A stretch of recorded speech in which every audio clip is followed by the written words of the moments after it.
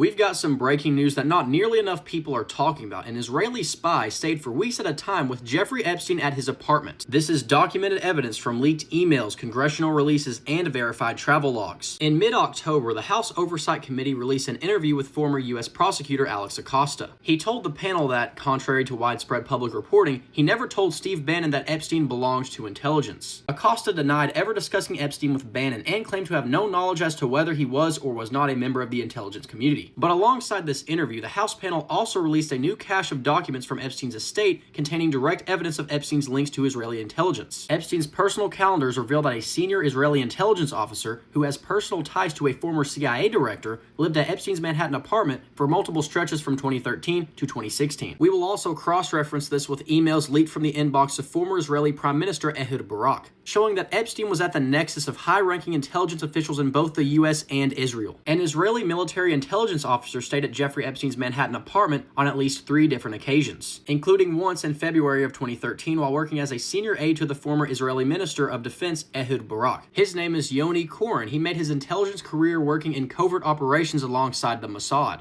and remained a lieutenant colonel in the reserve duty after he officially left the Intelligence Directorate. He stayed in Epstein's apartment again for 2 weeks in October of 2014 and a third time for 10 more days in September of 2015. A Times of Israel article from late January of 2013, a few weeks before Koren's first documented stay, identifies him as still actively serving as the bureau chief for the Israeli Ministry of Defense that month. And here's a look at Epstein's calendar. As you can see, it says, "Reminder, Yoni to depart today." After Barak retired from the government, Koren here continued to serve as an informal intermediary between the American and Israeli intelligence communities, with of course Barak acting as his handler. In February of 2015, leaked emails show Barak sending Epstein bank details for funds to be wired to Koren's Citi bank account. Listen to this. Koren helped arrange a private tour of the White House and Pentagon for Barak and his grandchildren, which took place a few days later. This trip was coordinated by Jeremy Bash, the former chief of staff of the CIA. On February 2015, Barak sent a note to Epstein. "Hi Jeff, will you be in New York during the coming week?" Barak wrote. Epstein replied, "I'm flying back to NY Tuesday to meet with you." But they had a second, very strange, last-minute meeting that wasn't reflected on the calendars released by Congress. According to hacked emails, Barak arranged an urgent appointment with Epstein on February 20th,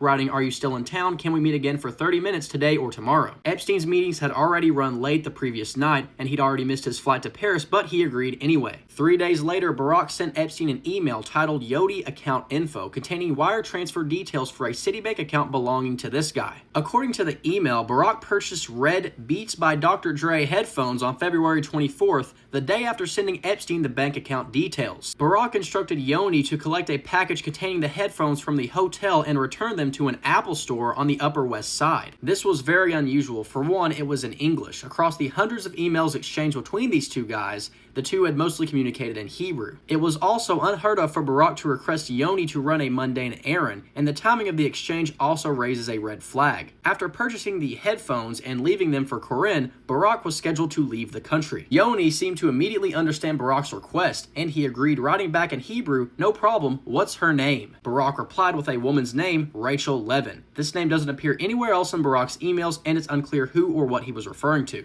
People always ask why Epstein didn't talk, but the truth is he didn't have to. All of these documents are talking for him right now.